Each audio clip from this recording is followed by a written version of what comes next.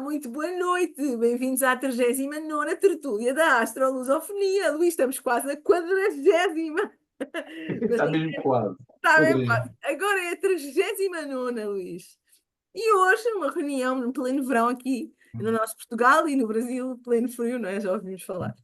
Vamos começar, Luís, a nossa tertúlia. Tu, se por favor, enuncia as regras, porque algum dos nossos membros pode esquecer e é muito importante tudo funcionar muito bem, não é? Ok, pronto. Então vou aqui mais uma vez a lembrar pessoas que estão aqui, umas caras novas, outras pessoas que já têm vindo. Portanto, eu prometo que vou ser breve.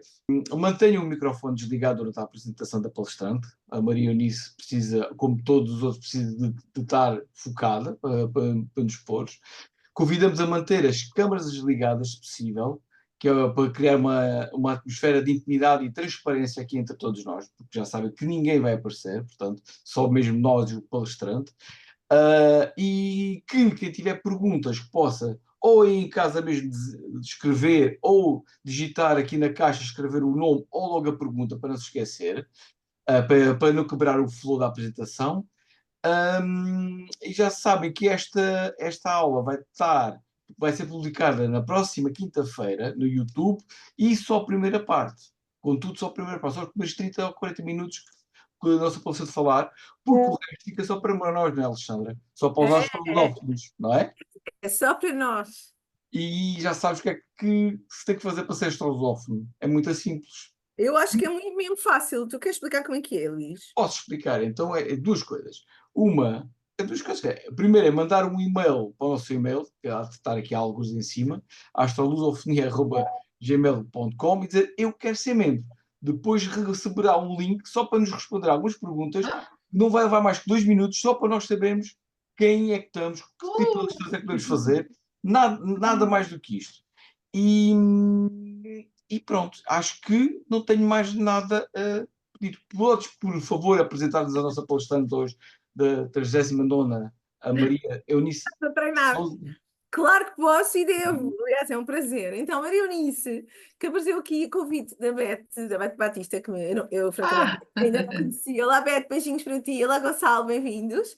A Maria Eunice é astróloga de orientação psicológica, é formada pelo Centro de Astrologia Psicológica de Londres, ou seja, tem um pezinho aqui na Europa.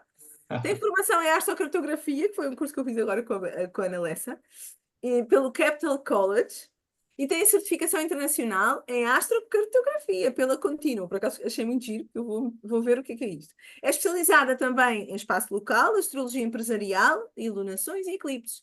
Atende com mapa astral, revolução solar, astrocartografia, astrolocalização, mapa de relacionamentos e parcerias, mapa infantil, mapa vocacional e kármico. Portanto, é uma astróloga de mão cheia. Bem, nisso, estamos todos ansiosos para ouvir. O palco é seu. Obrigada pelo convite. Muito Obrigada obrigado por por ter aceito. ter aceito. Eva. Exato. Sou eu que agradeço. Então, em primeiro lugar, eu quero começar agradecendo a vocês dois, a Alexandra e ao Luiz, por esse convite que muito me honrou, por esse espaço que vocês cedem a profissionais diversos. Então, obrigada por eu estar aqui, obrigada pelo convite.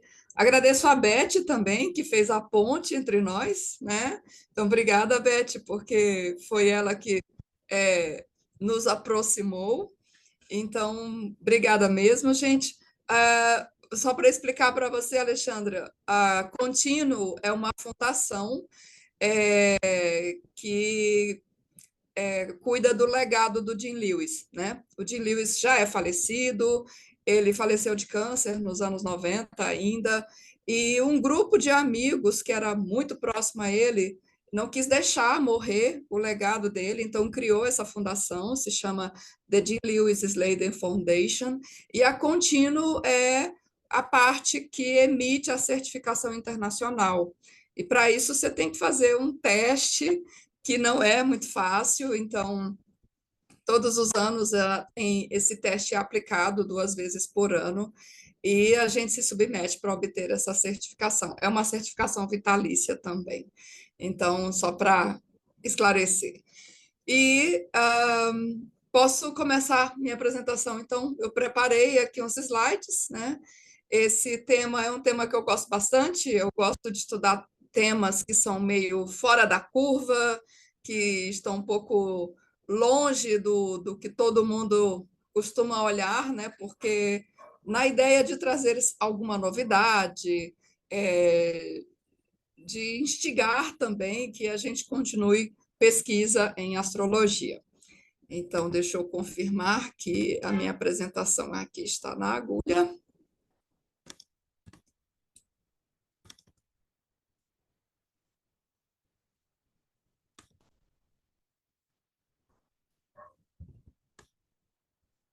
Estão vendo minha apresentação? Sim, sim. Pode ter só o ecrã maior. Está perfeito, exatamente. Perfeito. Perfeito. Pronto. Então, eu vou falar sobre planetas fora de limites. É um tema na astrologia relativamente novo. Ele começou a ser estudado de maneira mais consistente a partir dos anos 90. E a pessoa que cunhou esse termo, fora de limites, foi uma astróloga americana chamada Katie Barron. Ela já é falecida. Esqueci, eu até preparei aqui um slide de apresentação, mas só acrescentando o que a Alexandra não tinha falado, eu também sou terapeuta de alinhamento energético, que é uma técnica xamânica brasileira. Tenho formação em constelações organizacionais pela Talent Management, que é do Cecílio Regordo, daí de Portugal. Embora eu não atue muito com essas técnicas, mas também tenho essas formações e acabei de terminar agora um curso de astrologia eletiva, que era uma coisa que eu também gostava muito de aprender e vou começar a atender com essa técnica também, que não é muito fácil. Então, vamos lá entrar no nosso tema. Então, primeira coisa que a gente precisa para entender o que são os planetas fora de limites, a gente precisa entender um pouco da astronomia disso, um pouquinho de mecânica celeste, né? Então, aqui tem algumas coisas que são bem técnicas, realmente, para a gente se situar na astronomia, nesse funcionamento do céu, para a gente entender o que são os planetas fora de limites, né? Então, essa condição out of bounds, né, no inglês, fora de limites, ela é muito conhecida por esse. Foi assim que a Kate Barry cunhou esse termo, out of bounds. Essa condição out of bounds, ou fora de limites, ela ocorre com alguns planetas e envolve a eclíptica e as declinações. Declinações, já vamos falar um pouco disso, né? Mas só para a gente relembrar que a eclíptica é formada pelo caminho aparente do Sol anual ao redor da Terra. Aparente porque é do nosso ponto de vista, a gente sabe que é a Terra que está girando ao redor do Sol, é claro. Ou seja, é a projeção do plano orbital da Terra na esfera celeste. É isso que cria a eclíptica, onde o Sol normalmente anda, e é a eclíptica que dá origem ao zodíaco tropical. Quando a gente fala que um planeta está a 0 de Áries, a 15 de Câncer, a 21 de Capricórnio, nós estamos falando de um sistema de coordenadas específico, a gente está falando de longitude zodiacal. Esse é um sistema de coordenadas. Quando a gente fala de declinações, a gente está falando de outro sistema de coordenadas. Declinação é o ângulo entre o equador celeste e um astro, ângulo esse medido sobre o meridiano do astro, seja ao norte ou ao sul, e devido à inclinação do eixo da Terra, o caminho do Sol varia na declinação entre 23 e 26 ao norte do Equador, no Trópico de Câncer, e 23 e 26 ao sul do Equador, no Trópico de Capricórnio. Então, as declinações, elas são outra maneira de nós posicionarmos os astros no céu. A declinação ela é equivalente ao que a gente chama de latitude no sistema de coordenadas geográficas para nos guiarmos aqui na Terra. Então, é como se a gente projetasse as latitudes terrestres no céu. A grosso modo, as declinações é mais ou menos isso. E o que é que faz um planeta, então, ter essa condição fora de limites? Porque é um tipo de condição que o planeta pode ter temporariamente. Então, perdão. Fora de limites é essa condição que o planeta adquire quando ele atinge determinada declinação. Se um astro se desloca para além dessa declinação, desculpa, gente, é 23, 26, para além dessa declinação 23 e 26, seja ao norte, seja ao sul, ele entra nessa condição out of bounds, fora de limites. Por quê? Como a eclíptica é a projeção do caminho do Sol, a gente diz, então, que este astro está fora da consciência solar. Ele está fora da jurisdição do Sol. E por que que isso é importante? Porque, obviamente, o Sol é a maior autoridade do nosso sistema. A gente vive num sistema solar.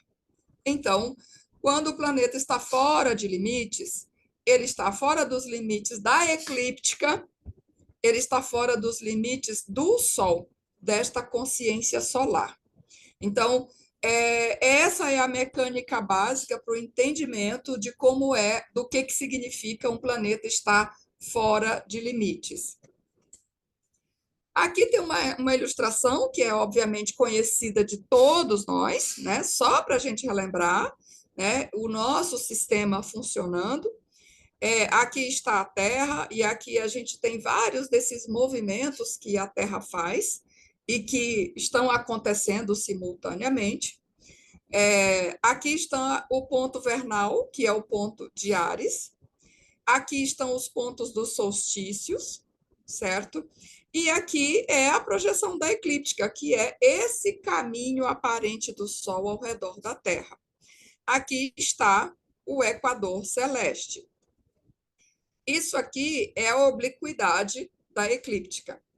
Então, no solstício de verão, aí no hemisfério norte, que acabou de acontecer há menos de um mês atrás, o Sol atinge, então,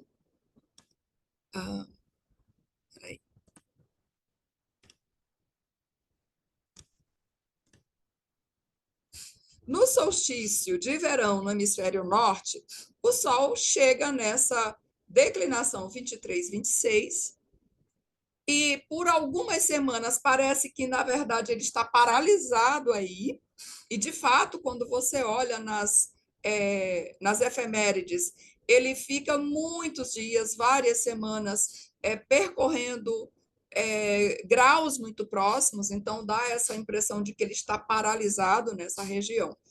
Mas ele chega nessa declinação e ele para, ele estabelece um limite e ele volta.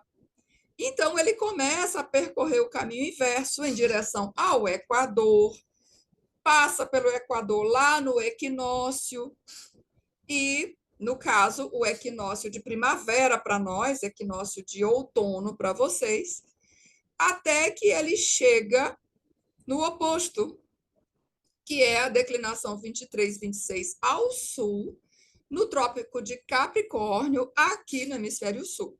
E daí nós temos solstício de verão para nós, solstício de inverno para vocês.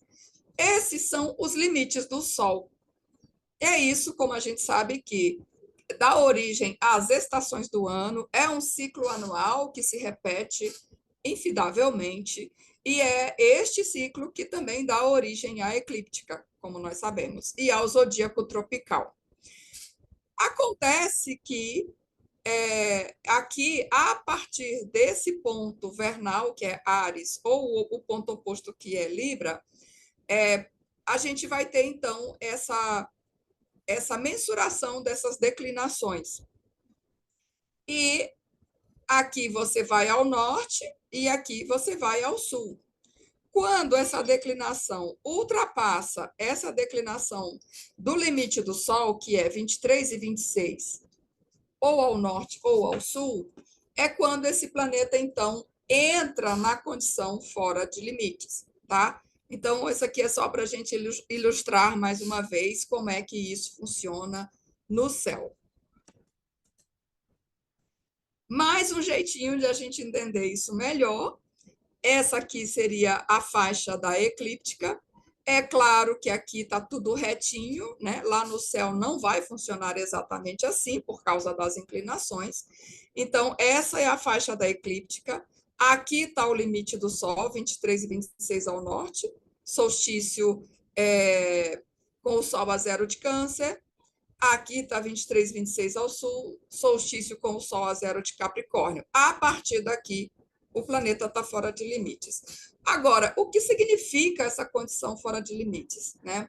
Quando um planeta está fora de limites, eu brinco, né? Aqui são palavras minhas, eu digo, pulou o muro do reino. Por que reino? Porque o Sol é o rei, né? Nós vivemos num reino solar. O Sol é o rei, é o presidente desse sistema. Quando um planeta sai de limites, eu digo, ele pulou o muro do reino, se mandou, foi embora, evadiu-se, foi-se para as terras ermas. Alguém aí leu Tolkien, né? Foi-se para as terras ermas, onde tudo é fora da lei, certo? Portanto, esse planeta ele não está mais respondendo à autoridade do Rei Sol. Ele está por conta própria, seguindo os seus próprios instintos, ele se torna um tipo de fora da lei, um outsider, um tipo de exilado. Ele está fazendo suas próprias coisas. E é muito engraçado que isso acontece exatamente naquela região entre os signos, principalmente entre os signos de Câncer e de Capricórnio, que sabemos que são dois signos que normalmente têm um funcionamento, um modo de expressão mais tradicional, mais conservador. Mas nessa condição fora de limites, esse planeta não vai funcionar de uma maneira tão conservadora assim. Por quê? Porque ele está fora da jurisdição do Sol. Aqui é a maneira como a gente percebe isso nas declinações. Isso aqui, como é que a gente olha essas declinações? A gente vai olhar isso pelas efemérides. No Solar Fire, esse aqui é um modo onde isso aparece, certo? Esses astros que estão aqui acima desse limite dessa régua são os astros que estão acima dessa declinação 23 e 26. Então, a gente vai olhar agora um pouco mais a psicologia de como esses planetas estão funcionando, como é que eles se expressam quando estão nessa condição. Então, os planetas, quando fora de limites, tendem a se expressar de forma independente, genial, original, dissidente, libertária, extremamente criativa. Pode ser muito antissocial, excêntrica, pode ter uma visão, pode ter uma expressão visionária da vida e das coisas, pode se expressar de maneira absolutamente imprevisível, sem limites, sem controle, sem fronteiras, sem regras. Ele está funcionando fora da norma. E geralmente vai ter uma expressão extremista, disruptiva, selvagem, primitiva. Isso é necessariamente negativo ou necessariamente positivo? Não. Se é positivo, se é negativo, vai depender de muitas coisas no mapa. E quais são os astros que saem de limites, né? Porque nem todos os astros saem dos limites da eclíptica. Para começo de história, o próprio Sol não vai extrapolar os próprios limites, né? É ele que estabelece esses limites, então ele não vai sair dos limites. Então, o Sol nunca sai de limites Os nodos também nunca saem de limites, é claro, porque se os nodos são os pontos de encontro da trajetória de Lua e de Sol, e é por causa dos nodos que a eclíptica recebe esse nome, porque os eclipses acontecem ali, então é claro que os nodos nunca vão sair de limites. Saturno é o cara dos limites, né? Então, seria realmente muito estranho se Saturno saísse de limites. Então, Saturno nunca sai dos limites da eclíptica. Netuno também nunca sai. E Quirón também nunca sai. Então, à parte esses astros, existem os outros que eventualmente saem dos limites da eclíptica. E são eles: Marte, o que mais sai, a Lua, Mercúrio, Vênus, Plutão, Urano e alguns asteroides. Júpiter raramente fica fora de limites, e quando ele sai é por pouco tempo. Júpiter também é um cronocrator, né? É o Zeus que adora pular uma cerca, mas ele não pode ficar tanto tempo assim exilado. Então, porque afinal o cara é um legislador. Então, o que mais sai de limites realmente é Marte. E tem alguns aí que tem um movimento um pouco diferente também quando está nessa condição. Esses planetas, quando estão fora de limites, então eles se tornam outsiders e exilados. E aí, como é que eles vão funcionar? A gente tem características gerais para o funcionamento positivo e características gerais para o funcionamento negativo desses astros. Positivamente, esse astro pode se expressar de maneira genial, como a gente já disse. O indivíduo que tem astros fora de limites no mapa, ele pode se sobressair bastante na esfera regida por aquele astro, pode realizar feitos notáveis, talvez até históricos, dependendo de outros fatores no mapa. Ele pode realizar superação de grandes obstáculos, ele pode também propiciar quebras de limites, de paradigmas no pensamento coletivo. Então, ele pode beirar a genialidade. É claro que há pessoas comuns que têm planetas fora de limites e não são nada geniais, mas é como eu disse, depende do conjunto do mapa. Nada, como a gente sabe, pode ser olhado de forma isolada. E negativamente, como isso pode se expressar? O indivíduo pode ser literalmente um fora da lei. Pode ser um bandido, pode ser alguém que está o tempo todo quebrando as regras, pode ser um contraventor, pode ser um criminoso, um sociopata, um psicopata. Ele pode apresentar comportamento instável, anormal, disfuncional, pode até ter desequilíbrio mental, se outros fatores do mapa também apontarem para isso. E muitas vezes ele pode levar uma vida de extremos. E também, dependendo do mapa, ele pode apresentar enfermidades físicas ou mentais. Então, não há uma regra de vai ser só positivo, vai ser só negativo, né? É importante que você olhe o mapa como um todo sempre. E, às vezes, você pega um mapa que tem apenas um planeta fora de limites, e, às vezes, você pega mapa, eu já peguei mapa que a pessoa tinha 5 astros fora de limites. O que acontece, né? O que a gente pode falar de um mapa assim?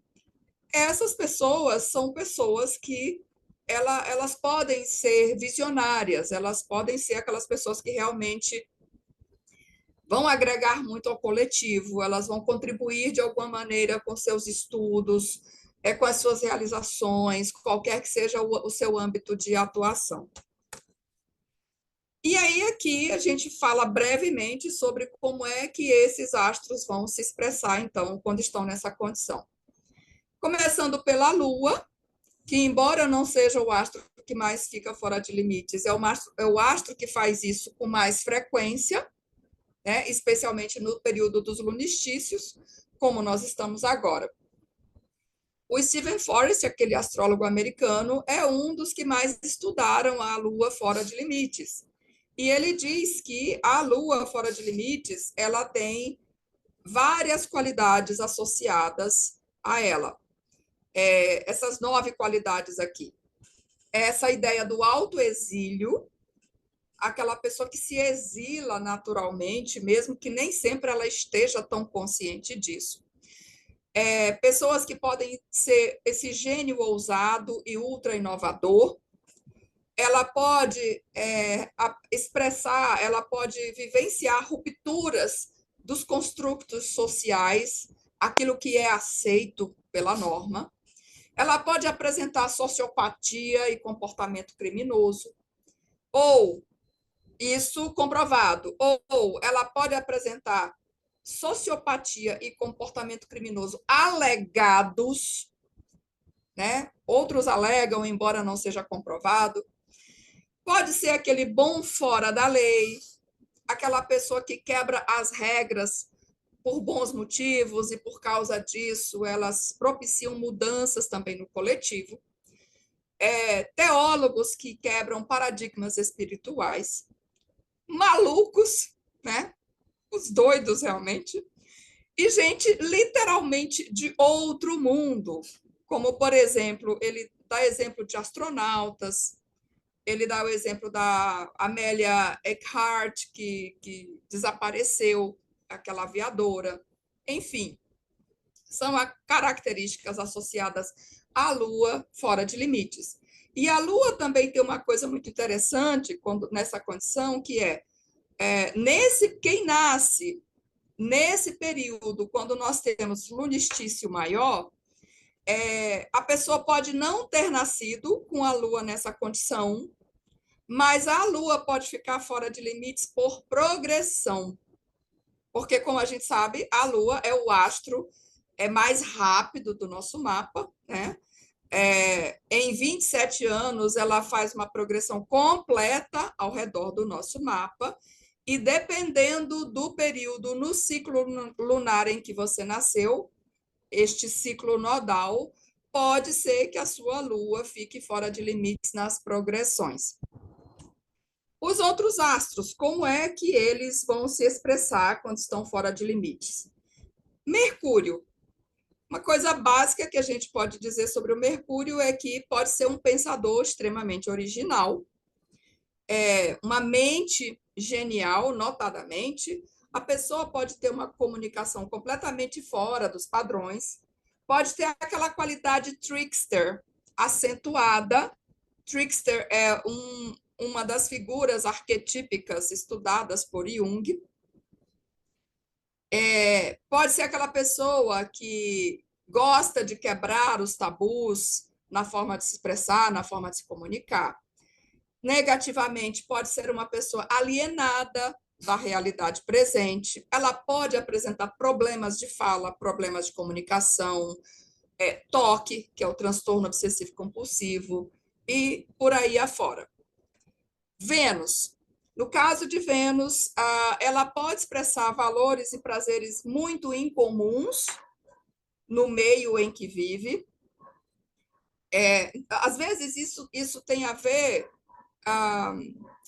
até com questões culturais. Então, por exemplo, uma coisa que é considerada perfeitamente natural aqui no Brasil, para uma mulher brasileira, por exemplo, pode ser um tabu para uma mulher que é da Índia. E vice-versa. Então, isso às vezes também pode indicar que a gente está numa dissonância com a cultura em que a gente vive.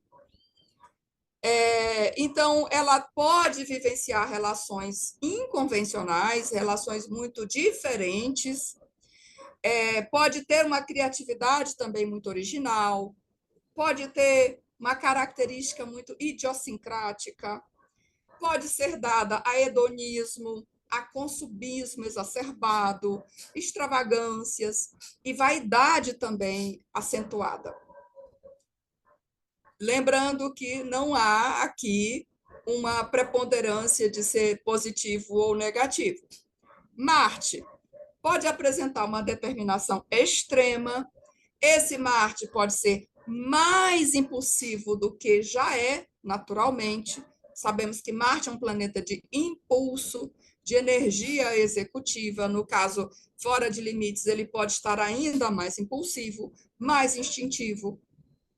Pode ter uma estamina espantosa, muita agressividade, violência, pode apresentar comportamento criminoso, pode apresentar egoísmo extremo.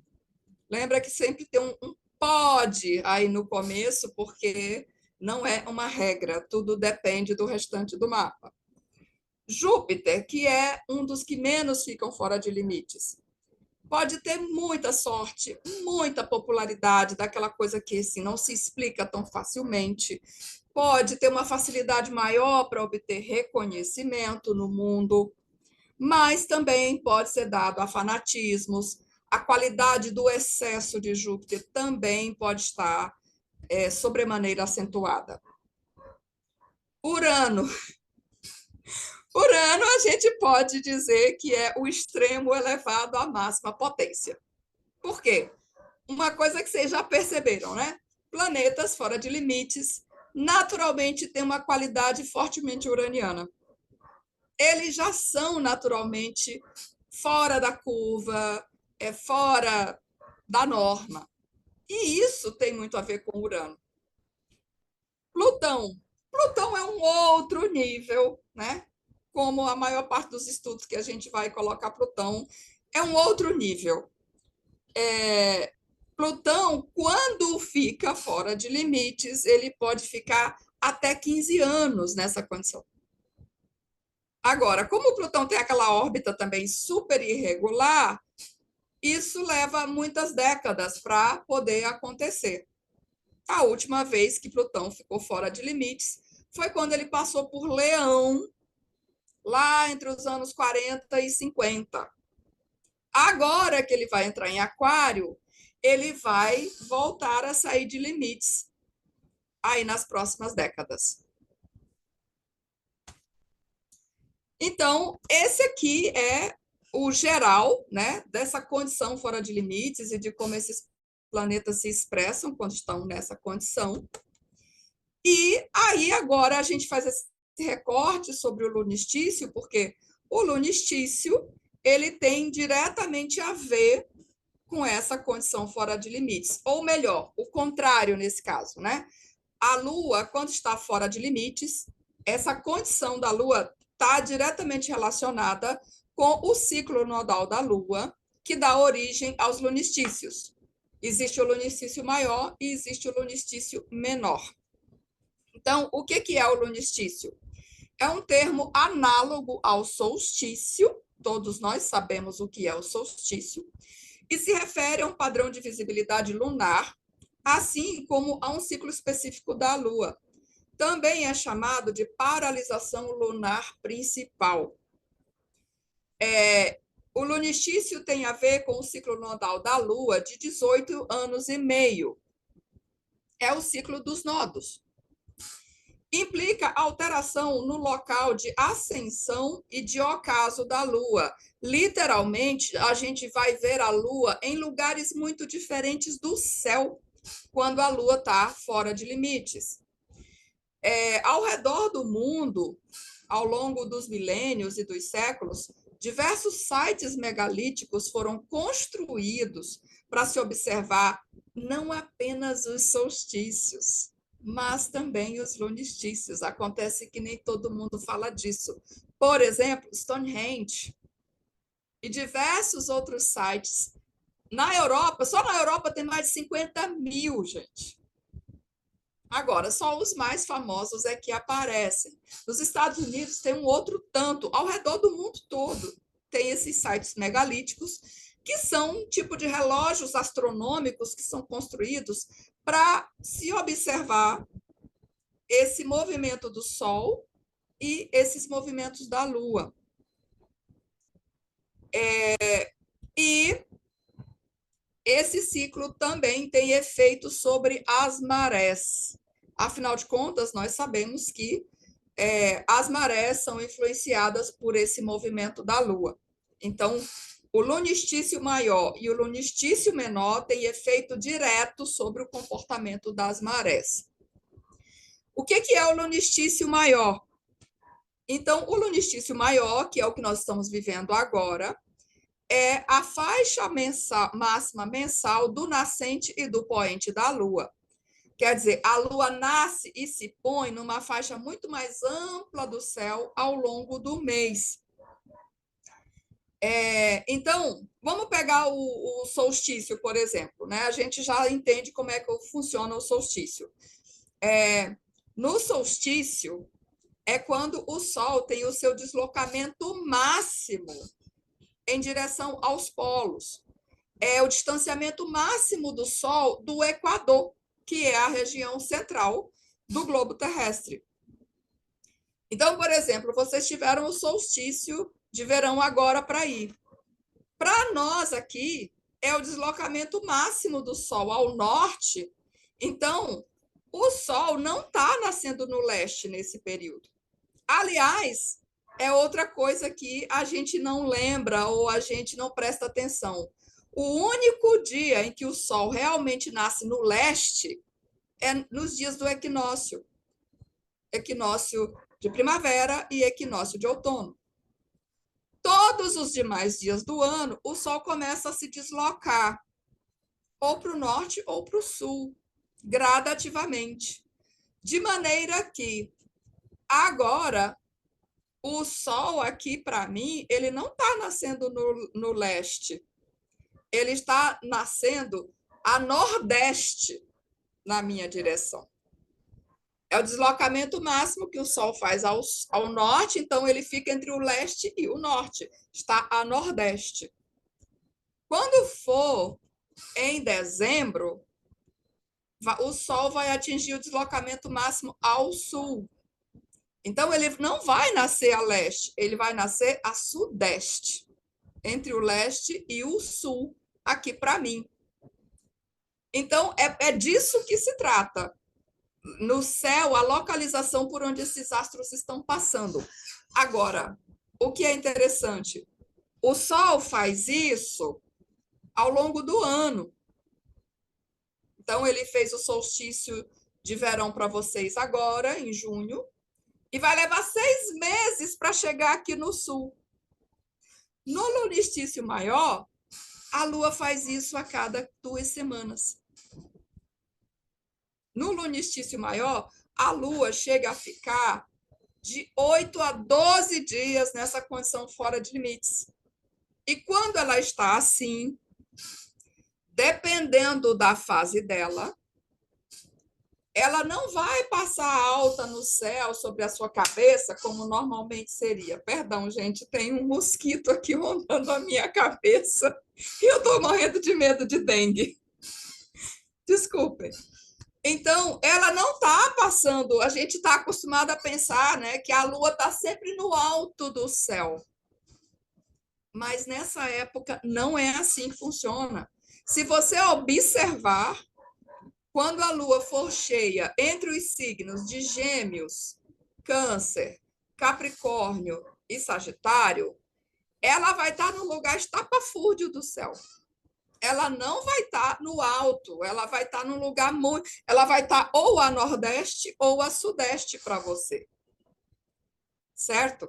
Então, trata-se dessa visualização da Lua no céu, trata-se de a Lua estar nessa condição fora de limites, que vai ter necessariamente um efeito e uma interpretação astrológica, e trata-se também do efeito da Lua sobre as marés, que também fica alterado nesse período.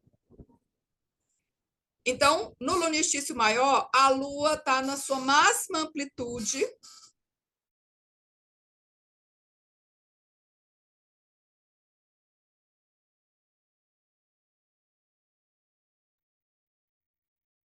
E então?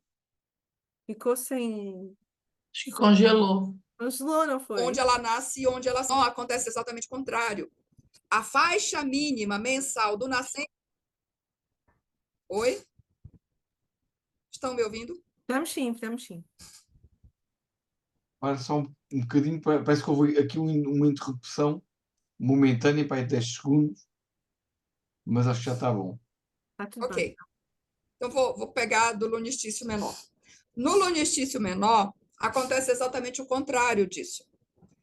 O lunistício menor é a faixa mínima mensal do nascente e do poente da Lua. A Lua nasce e se põe numa faixa muito mais estreita do céu, é quando ela realmente passa mais acima da nossa cabeça, ao longo do mês.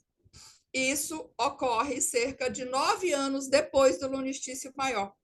Vocês lembram que o eixo nodal tem esse ciclo de 18 anos, 18,67 anos?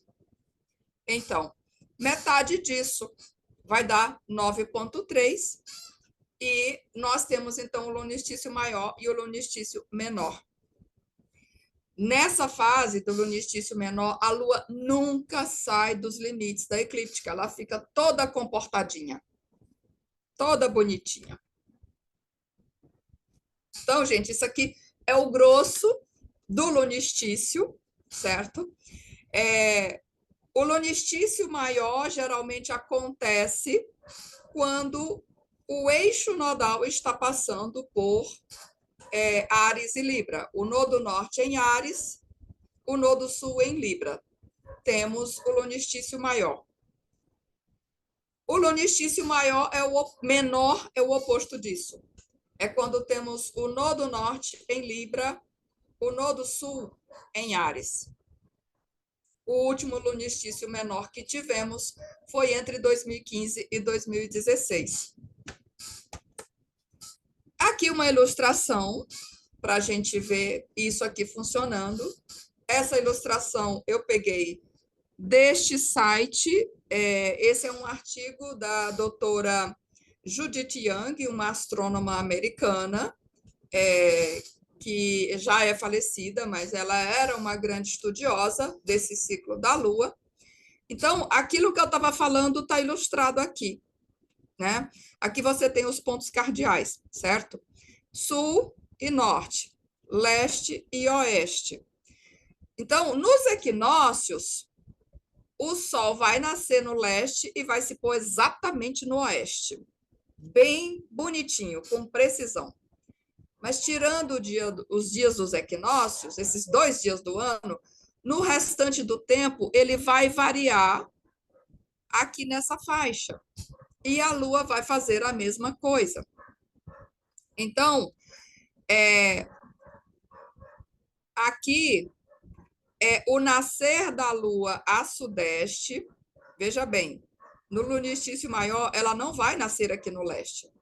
Ela vai nascer a sudeste, se ela estiver passando por Sagitário ou Capricórnio, e ela vai se pôr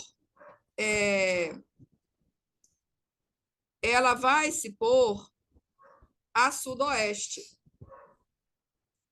E o contrário também. Se ela estiver passando por Câncer, Gêmeos ou Câncer, ela vai nascer a nordeste e vai se pôr a noroeste. Então, ela não vai nascer no leste e se pôr no oeste simplesmente. Ela vai fazer isso muito mais quando for lunistício menor, tá? Então, quais são as conclusões que nós chegamos a partir disso aqui?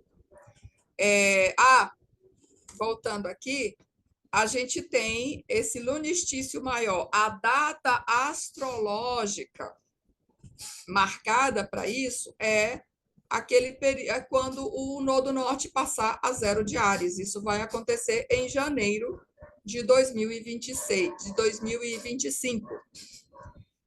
Mas esse é o momento dessa passagem oficial, porque anos antes, isso é um movimento gradual.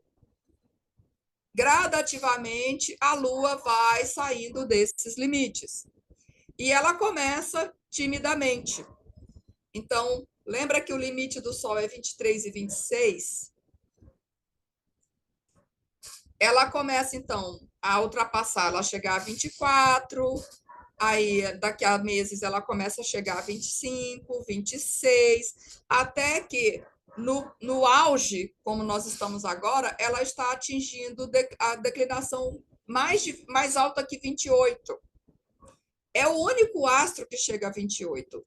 Os demais, acho que Vênus chega a 27, Vênus ou Marte. O Júpiter nunca passa do 24, por exemplo. Então, a Lua é o astro que mais extrapola esse limite durante o lunistício maior. Então, ela começa em alguns anos e vai num crescendo até chegar no período do auge, que é agora 2024 e 2025. Então, quando o nodo entrar em Peixes, o nodo norte, ela ainda vai seguir extrapolando os limites por alguns meses e gradativamente vai retroceder. Os outros astros, como eu disse, eles não chegam a extrapolar esses limites tanto assim. Bom, a conclusão, então, sobre os planetas fora de limites. Essa condição, out of bounds, ou fora de limites, tem uma qualidade fortemente uraniana e traz a marca do exílio, seja no sentido literal ou metafórico. É a pessoa que não se encaixa direito, ou ela se exila, seja literalmente porque ela vai embora do próprio país ou do próprio estado. Ela pode se sentir meio alienígena nos lugares onde ela está. Os planetas fora de limites têm essa qualidade de originalidade, seja para o melhor, seja para o pior. Aqui a gente está falando de genialidade ou excentricidade. E, às vezes, pode ser literalmente insanidade. O estado cósmico geral do planeta, ou seja, as dignidades, os aspectos e as demais condições desse planeta no mapa que está sendo analisado, pode sugerir se tem um pendor maior para positivo ou para negativo dessa condição fora de limites, mas realmente não há uma regra taxativa. A condição fora de limites, ela tanto pode enfatizar como contradizer marcas ou temas que já estão proeminentes no mapa. Às vezes você pega um mapa que tem lá temáticas já muito evidentes. Vou dar um exemplo, né? Um mapa que, de um modo geral, você vê marcas muito conservadoras, aquela pessoa que tem um impulso forte de trabalhar, de estar dentro da norma, de formar família, etc, etc. Aí tem lá uma pancada de planeta fora de limites. Isso pode trazer uma grande contradição para essa pessoa na vivência dela. Ou, às vezes, pode ser o contrário também. Já é um mapa extremamente rebelde, já é um mapa muito fora da norma e a condição fora de limites vai acentuar isso. Essa condição sempre deve ser analisada na integralidade do mapa natal, mas ela também pode explicar dinâmicas essenciais do indivíduo que talvez você não iria entender através de outros fatores do mapa. Essa é a bibliografia básica, né? Essa é a bibliografia principalmente dos planetas fora de limites. A bibliografia do lunistício ela é muito, muito extensa, não ia caber, até porque eu não falei tudo do lunistício, porque lunistício era uma palestra de 1 hora, não ia caber aqui também, mas essa é a bibliografia básica. E é isso, minha gente. Muito obrigada mais uma vez à Astrolusofonia, obrigada, Alexandra, obrigada, Luiz. É um prazer estar aqui com vocês. Obrigada a todo mundo que se inscreveu, a todo mundo que está aqui me dando a graça da escuta e da atenção. Nós é que Obrigada a nós, não é? Luís, falamos ao mesmo tempo. Obrigada a nós, Eunice, meu Deus. Já Oi? temos que convidar outra vez, Luís, porque temos outra só de 1 hora só sobre a justiça, já viste? Espetacular, básica a bibliografia, eu não vou comentar se é básica, não achas? Bem, Eunice, espetacular, adorei mesmo. Que Então bom. agora, sim, eu vou pôr aqui uns corações, não sei se fica depois gravado, mas azar, eu ponho a mesma. Luís, agora vamos à parte mais gira, quer dizer, não sei se é mais gira que esta, mas pelo menos é mais especial, mais Especial. personalizada. E é para quem, Luís? É só para os membros da Astrodolfia. Por isso, e os membros são quem está aqui presente, não é? Mas como esta palestra vai ser publicada no YouTube, não é? Certamente vai causar alguma invejinha da boa, mas já sabem que para ser membro da Astronofonia é muito fácil, não é, Luís? Basta mandar um e-mail para astrolusofnia@gmail.com, deve estar aqui alguns, depois, Depois o Luís põe. e, e responder a um pequeno inquérito pequenino. O pessoal diz quem é o nome, se é astrólogo, as coisas assim pequeninas, para nós percebermos quem é o nosso público. Mais nada. E Exatamente. está completamente garantido para ver a palestra ao vivo, fazer as perguntas, estar aqui a tertuliar e a falar. Portanto, é um preço bastante simpático, não é, Alexandra? É um preço muito em conta nos dias de hoje. O que se aprende aqui, e mais desta vez agradecer mais uma vez à Eunice, porque acrescenta sempre valor a quem conhece e a quem ainda não conhece. Sim, por acaso isto fez-nos lembrar a mim e ao Luís e Eunice, os nossos estudos da ESAR, que nós tivemos de estudar isto. Eu já não me lembrava, desde 2018 não estudava este tema, mas eu lembro-me deste tema. E pronto, deu assim um arrepio na barriga, não foi, Luís? Mas já passou, o exame já passou. Então agora vamos para a parte privada, não é, Luís? Portanto, vamos cortar e vamos para a parte privada. Por isso, vamos a isto. Eu, por acaso, Luís, eu não sei se tu disseste, ponha os nomes. Eu também me esqueci, porque estava tão atenta que me esqueci de ser. É porque isto é muito ingrato para nós. Ficam a saber que é muito ingrato. Porque ou nós estamos atentos ou nós estamos a organizar. E então eu desta vez, como foi muito intenso, eu deixei-me levar pela palestra, esqueci-me de dizer, façam as perguntas, quem é que vai começar a fazer as perguntas? Ou seja, eu não faço ideia de quem é que é o primeiro a fazer as perguntas. Eu imagino que seja a nossa querida Beth, porque ela é responsável por esta palestra, não é? Mas se não for, se ela tiver vergonha, que ela está com a mão na boca, vamos ter que ser nós, Luís, organizarmos agora, porque esqueci, não sei se tu falaste, acho que não falaste, que as pessoas põem o nome nos comentários Eu e penso nós que sim, seguimos ainda tenho a. certeza, mas depois vou rever. Mas penso que sim. Foi, mas ninguém pôs o nome, eu acho, quer dizer, também não. Ah, tem aqui, peço perdão, temos Eu tenho 2 perguntas. temos 11 mensagens.